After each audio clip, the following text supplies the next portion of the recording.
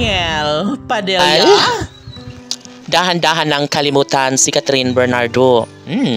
Yes, tama lang naman ang mga desisyon, mga hakbang ni Daniel Padilla na dapat talaga napagtuunang pansin na lang ng aktor ang bago niyang karelasyon ngayon na si Andrea Brillantes. Yes, dahil wala na nga umanong patutunguhan ang lahat. Wala nang pag-asa pa na manumbalik ang tamis na pagmamahalan sa relasyon ni Catherine Bernardo at Daniel Padilla. Of course, sa napapansin ngayon ng netizens ay tila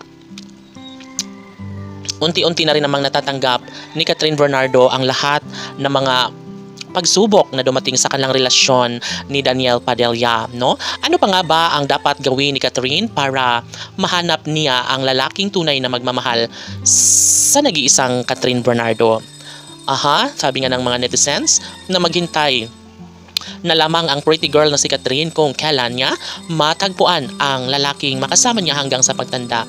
Dahil sa ngayon ay talagang hindi alam ng taong bayan kung si Daniel ba talaga ang lalaking sa kanya ay tunay na nakatadhana ni Catherine. No, syempre, lahat ay mayroong mga pagkakamali na dapat na ituwid sa isang relasyon, ay dapat na maging transparent, no? Dahil nga naman hindi alam ni Catherine Bernardo kung ano ang takbo sa puso't isipan ni Daniel Padilla.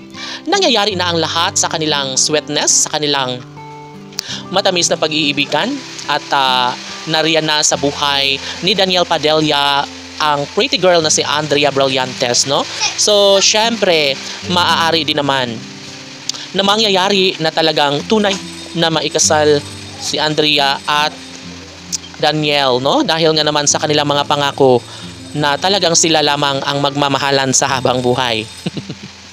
Of course, hindi pa rin naman nawawala ng pag-asa ang mga solid supporters ng Katnia Love Team dahil sa pagkakaalam nila ay mayroon pa rin namang pag-asa na talagang maaari o pupwede na magaganap.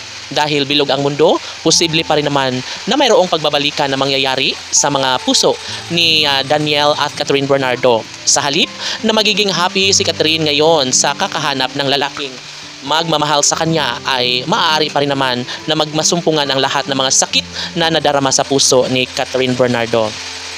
Tanong ng mga netizens, mayroon pa kayang posibilidad na magbago ang takbo sa relasyon ni Catherine Bernardo at Daniel Padilla?